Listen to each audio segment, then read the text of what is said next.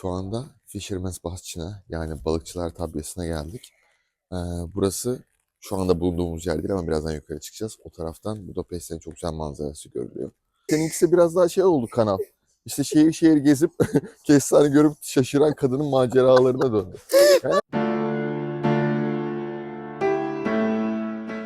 Evet Eren, seni bilgi alalım. Nereye gidiyoruz, ne yapıyoruz? Evet şu anda burada parlamento binasının önünde Türk halkı Macarların her şeyin içerisine kırmızı erik koymasından dolayı yankınıyor, onun için isyan ediyorlar demek isterdik. Ancak bugün burada Türk gençleri ülkelerinde dönen adaletsizliğe isyan etmek için, onu protesto etmek için bulunuyor açıkçası. Biz de aralarında yerimizi almak için geldik. Yalan yanlış hayatlardan herkese merhaba. Tipimizden de anlayacağınız üzere sabahın erken vaktinde yine Malta'nın havalimanındayız. Bu sefer kısa kaçamaklar serimize yeni bir ülke ekliyoruz. Hatta şehir diyelim, Budapeşte'ye gidiyoruz. Türkiye Macaristan maçını izlemeye gidiyoruz. Hadi bakalım. Ve işte geldik, Budapeşte'deyiz. Çok hızlı bir geliş oldu değil mi sizin için? Bizim için de çok uzun olmadı aslında. 2 küsur saat bir yol çektik. Daha sonra ekspres bir otobüsle şu anda şehir merkezine geldik. Arkamızda bir müze var. Ne olduğuna inanın bakmadık. Birazdan bakarız diye düşünüyoruz. Önemli bir yer gibi duruyor. Hatta şu anda bu kamerayı koyduğumuz yer bile tarihi olabilir. Yani biz tutuklamadan buradan kaçsak iyi olur. Ama buradayız. Yakında size güzel haberler vereceğiz. Yalvardı. Dedi ki National Müzesi'ne girelim. İşte içini gezelim. Ama arkadaşlar kahve içmemiz lazım. Kahvesiz Sağ olun. güne nasıl başlayabilirdik? Kahve. Kahve. Türk kahvesi. Evet arkadaşlar burada gördüğünüz gibi ekmek arası tost yapılmış bir yiyecek. İşte banana chocolate cake. 2 tane de buzlu kahve. 6060 forint verdik. Bu da euro bazında 15 euro civarında yapıyor. Türk lirası olarak da nereden baksanız 600 TL. Çok ucuz değil ama çok pahalı değil bence. Ama şu anda bulunduğumuz yer işte bayağı merkezi bir yerde olduğunu düşünürsek şöyle gösterelim. Şu karşıda az önceki müze orada. Mekan bayağı iyi. Gördüğünüz gibi bayağı o güzel oturma yerleri var. İnsanlar çalışıyor vesaire burada. O yüzden fiyatların ortalama olduğunu düşündüm yani bu duruma göre.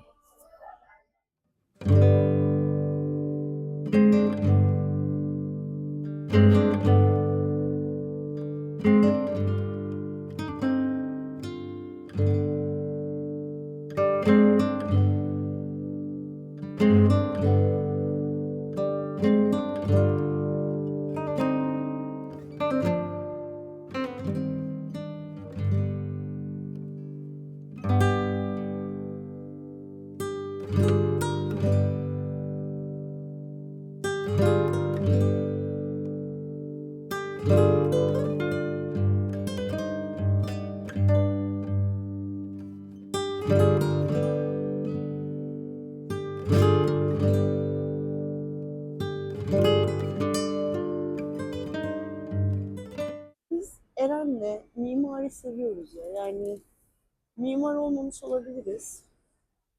Belki öyle yeteneklerimiz de bulunmayabilir. Kendi adıma konuşayım daha doğrusu. Ama güzel mimari seviyoruz.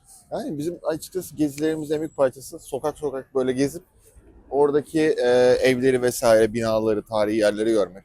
Hani çok özellikle müzelere gezelim, yok özellikle şu noktaya gidelim, şurada yemek yiyelim kafasında olmuyoruz ama evet bayağı güzel, majestik bir bina ya. Şu yolun devamında da tabii ki burada inşaat var. Eren'in geldiği şehirde inşaat olmaz mı? Şuradan devam ettiğinizde de Tuna Nehri'nin üzerindeki köprülerden birine doğru gidiyorsunuz. Oradan da Buda tarafına geçiyorsunuz. Biz buradan şu anda zaten Peşte tarafındayız. Hadi bakalım gezimize devam edelim. Evet hayatım bak yine bir Türk restoranı bulduk. Ve Türk restoranı deyince yine kebap, yine döner, yine döner. Daha önceki videomuzda tartıştığımız gibi yani Türk mutfağı deyince akla kebap gelmesi beni benden alıyor ya. Ama fotoğraflar beni biraz umutlandırdı. Pide var, balık var, lahmacun var. Beni bir tık umutlandırdı. Yani daha çok böyle şey biraz da Kayseri mutfağından falan da bekliyorsun. Mesela balık Evet. bizim şeyimiz değil Karadeniz bölgesi hariç. Olmazsa olmazımız değil yani. Akdeniz Ege de sever canım balığı şimdi. Akdeniz Ege'de sever de yani hani Türk mutfağı olarak ben böyle mantı şey satmaz. bekliyorum. Evet aynen öyle ya. Ben yağlama bekliyorum. Değil mi? Onları sattığın anda gerçekten Türk restoranı olursun artık. Ben Kayseriliyim. Ben onları bekliyorum.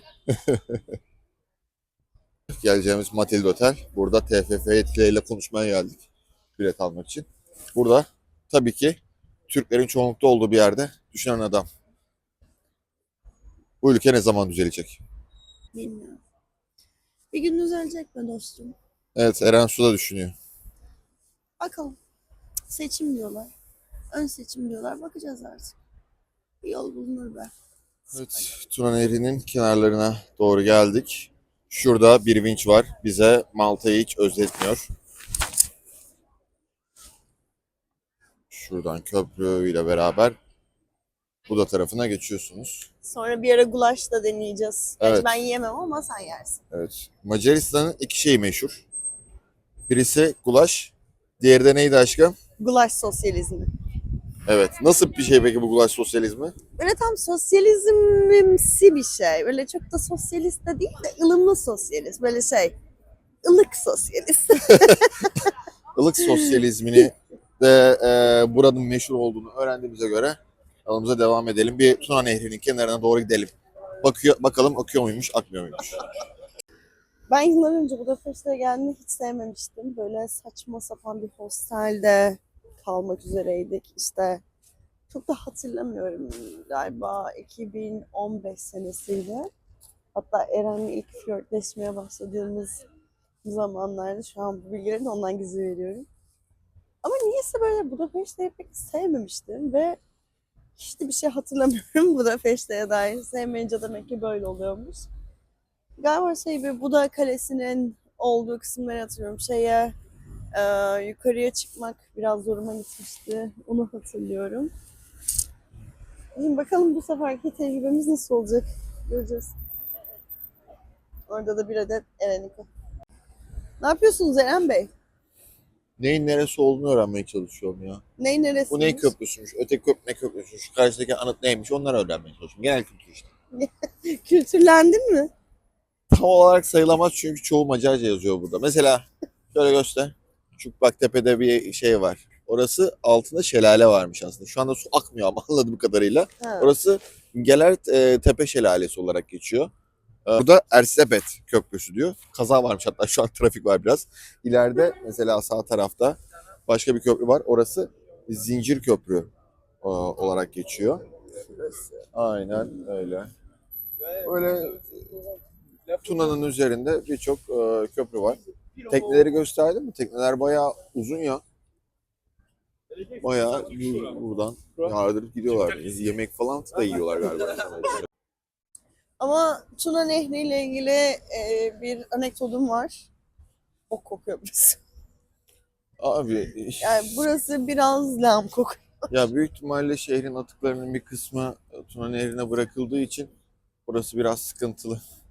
Ama genel dünya üzerindeki nehirlerin sorunu ya özellikle böyle kocaman bir nehrin denize kıyısı olmayan ülkeler ve şehirler tarafından bu şekilde kullanılması çok normal. Maalesef ki normalleştirilmiş bir şey.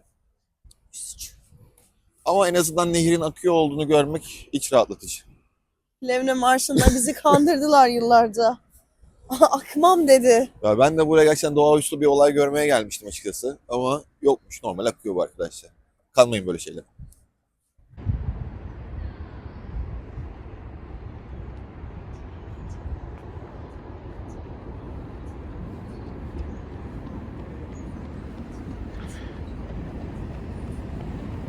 Gotik bina gören Eren Su sevinci. Eren çok iyiymiş ya. Şu mavi sandalye. Evet, çok güzeller. Böyle biraz daha yüksek. Otur 2-3 kişi maksimum. Keyif yap. Ben şu yüzen bot olayına gerçekten Evet, farklı konsept farklı çok iyi. konseptlerini çok sevdim. Bak bununkisi sera. Bir önceninkisi farklıydı. Yani hepsinin birbirinden farklı bir teması var. Kimisi lüks, kimisi biraz daha özel. Bu böyle bildiğin işletmelerini Evet. şey değil hani kıyıya değil, Aha. insanları rahatsız edecek, insanın yürümesini engelleyecek şekilde değil. Ama daha çok böyle nehrin kenarına böyle güzel işletmeler yapmışlar ve bence çok güzel. Katılıyorum. Maalesef Türkiye'de mesela daha farklı dönüyor bu olay. Biliyorsun deniz kenarı olduğunda hemen oraya parsellenir. Oraya bir işletme kurulur. Yürüyemezsin yani. Bazen denizi göremiyorsun ya deniz kenarında yaşayıp. Ama şu ırmak kenarında bu şekilde olması bence harika bir şey. Katılıyorum. Ve diğer dikkatimi çeken bir şey temiz. Yerler Şehir genel olarak pis değil şu an gördüğümüz kadarıyla. Yerde hizmetler var. O var. Sanat oluyor ama onun dışında böyle çöp olan bir yer değil Yok. ya. Temiz.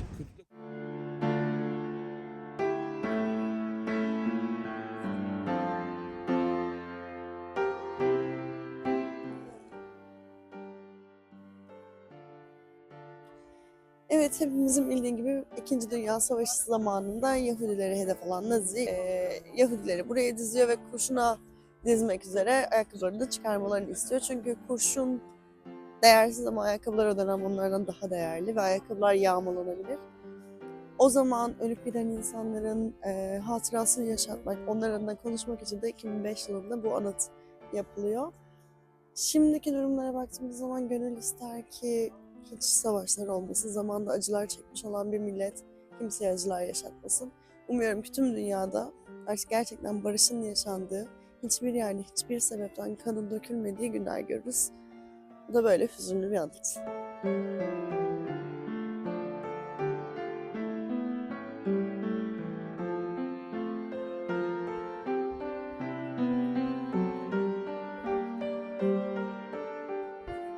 Merhabalar. Arkamda Avrupa'nın 3. en büyük parlamento binası var. 268 metre uzunluğunda, 123 metre genişliğinde bir parlamento binası.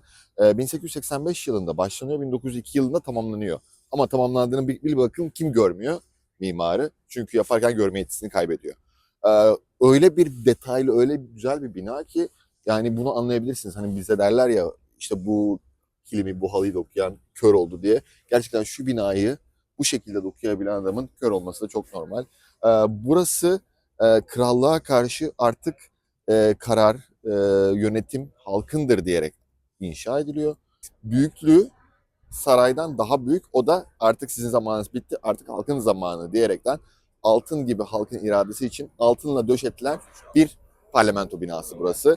Ancak işin garip yanlarından biri şu ki bu bina 1902 yılında tamamlanmasına rağmen çok uzun süre halk için maalesef kullanılamıyor. Çünkü bir süre sonra artık Sovyetlerin etkisinde kalıyor. Savaşlar vesaire sonrası Sovyetlerin etkisinde kalan bir bölge. Ancak 1989'dan sonra gerçekten Macaristan Cumhuriyeti kurulduktan sonra gerçekten halkın oluyor. Ama o zamanın şartlarında acaba bu kadar para verilerek bu yapılır mıydı? Ama şöyle bir durum var ki şu anda harika bir görsel. Gerçekten şu anda Macaristan, hatta Avrupa'da belki de gördüğümüz en güzel binalardan biri. Evet, parlamento binasının ön tarafındayız bu sefer. Hayriye Hanım'ı gördüm. Yaprak dökümü Hayriye Hanım'ı gördüm. Yaprak dökümü Hayriye Hanım nerede? Evet.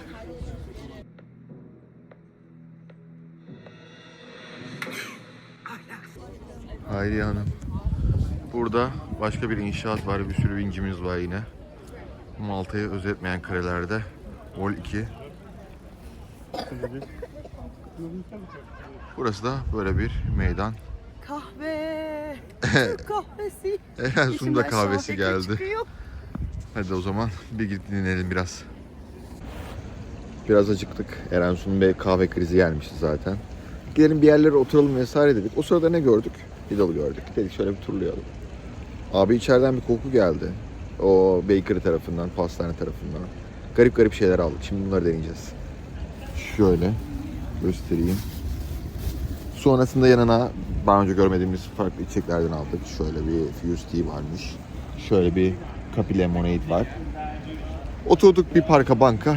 Şimdi bunları deneyeceğiz. Yani oturup restoranda da bir şeyler yiyebilirdik. Ama o kokulara dayanamadık. Zaten sonrasında şurada bir kurabiyeci vardı. Önünde sıra vardı. Merak ettik insanlar neye sıra bekliyor acaba diye. Neye bekliyorlarmış aşkım? Çok güzel görünüyorlardı. Daha yemedik. Şimdi bunları yiyelim. Aklımız yemediklerimizde onu yemeye gideceğiz. Evet. Yani burada gördüğümüz kadarıyla burada çok fazla San Sebastian tarzı kek yapan yerler var. Bir de onu da canımız Bir de çekti. onu da canımız çekti. Yani burada bayağı tatlı canımız çekti. Hatta bu aldığımız şeyler de tatlı tuzlu karışık. Bakalım nasıl olacak. Yemeğe başladık. Erensu şu anda mest olmuşlar. Şu börek mesela basit bir börek ama çok lezzetli. Acısı falan var ya, çok iyi. Her şey Birazdan tadına bakacağız. koyuyorlar diyorlar ya kahveye. Paprikalı olduğundan emin değilim ama bir acısı var ve çok lezzetli bir acısı var. Ben mesela Eren şuna bayıldı. Belçika çikolatalı vişneli bir şey yiyorum. Yani Eren'e az önce şey söyledim. Acaba Macaristan'a mı taşınsak? Çünkü bizim Lidl'da böyle şeyler.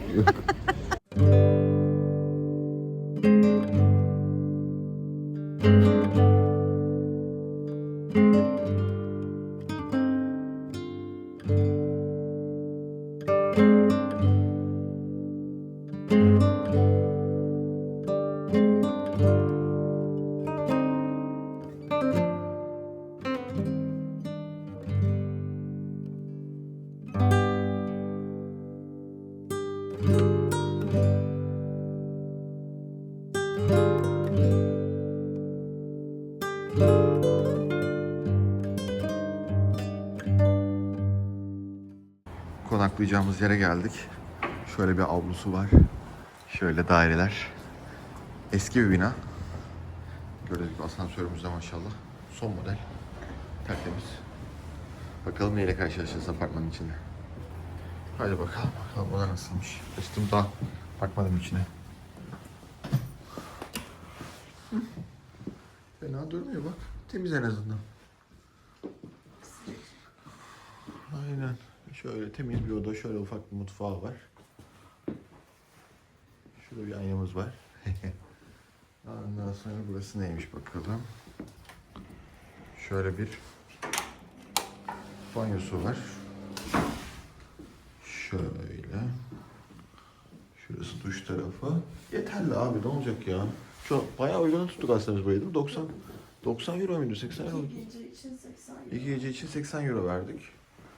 Aga, Kalorifer ya. Ve Vallahi. yanıyor. Yanan kalorifer, özlemişiz. Biz Malta'da kalorifer ne arar? Gaz mı Vallahi var? hani gaz mı var? Kim getirecek gazı Malta'ya? Vallahi güzel. Yani kalma deneyimimizde bir nevi böyle olacak. Burada 2 gece konaklayacağız. Ondan sonra yol tekrar Malta'ya dönüyoruz.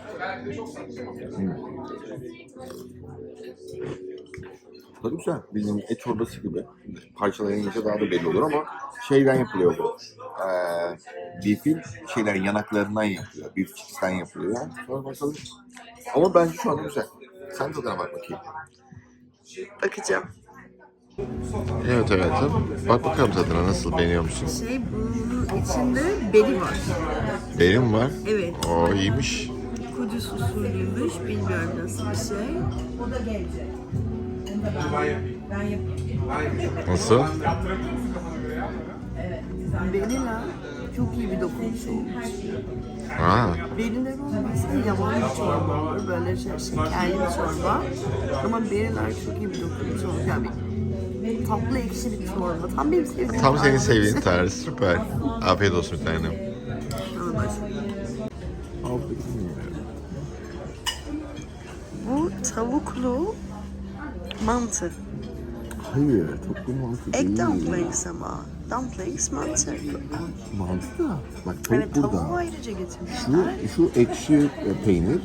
Fond dediği. Evet, soğan dedi. Altındakini Şu dumpling olan. bilmiyorum. Altını ben Evet. bilmiyorum. Şu da sosis işte. Deneyeceğiz. Evet, Budapeşte'de akşam saatine geldik. Güzel karımla yemeğimizi yedik. Ondan öncesinde kaldığımız odadan çıktıktan sonra Mazeltov diye bir restoran vardı burada. Bir oraya uğrayalım dedik ama kapısında bayağı sıra vardı. Birkaç kişi içinde umutlandık biz böyle. Tamam ya, erken sıra gelir diye. Ondan sonrasında içerideki şeflerden mi diyeyim, belki görevlilerden birisi. Dedik yalnız bu sıra 1 saat, 1,5 saat sürebilir falan dedi. Dedi ki madem öyle bay bay. Açıkça şey söyledi. İsterseniz beklemeyin. Aynen, açık açık dedi. İsterseniz beklemeyin yani. Başka Biz de restoranımız beklemedik. var, istiyorsanız oraya gidin falan kafasına girdi. Biz de beklemedik. Birkaç yer aradık. TripAdvisor, ne bileyim Google Maps kullanarak bir yer bulduk. Incognito diye bir restoran bulduk. Bizim aslında denemek istediğimiz şey biraz daha yerel yemeklerdi. Neyse ki bunu deneme şansımız oldu. Eren Su işte lentil, işte bu mercimek oluyor değil mi? Mercimekli, enginarlı ve berili. Beri ne oluyor? Yemiş. Yemişli mi? Kuru yemiş. Yok, gibi. kuru yemiş değil, yemiş. Yemiş. yemişli çorba işte. Böğürtlenimsi bir yemişle çok güzel bir çorbaydı. Eren sevmedi gerçi ama. Benim damak tadıma uygun değil zaten ona göre söyledik. Değişik şeyler var. Ondan sonrasında hemen dikkatin kaydı ya. Hemen bir mağaza gördü hemen dikkat kaydı. Ay, değişik abur cuburlar var. Ondan sonra ben de gulaş çorbası yedim. Hiç denememiştim daha önce söylediğim gibi. Güzeldi bence, keyifliydi. Yani et falan bayağı güzel pişmişti. Ondan sonrasında chicken paprikaş söyledik. Chicken paprikaş Eren Su böyle en sevdiği yemek olmadı açıkçası. Yani bugünkü yemek listemde en sona onu koyarım. Çünkü paprika her şeyde kullanıyorlar. Ama ben biraz daha acı bir şey beklerdim. O bir tık daha tatlı bir sos. Dumplingle geliyor diyor, yani mantı diye çevirdiğimiz dumplingle. Ama o daha ziyade böyle makarnaya şekil vermeye üşenmişler de öyle Fırlatmışlar kestirip gibi. atmışlar gibi. Yani genel ben beğendim aslında. Tadı kötü değildi. Eren Su'nun damak tadına uymadı. Tavuk falan güzel pişmişti.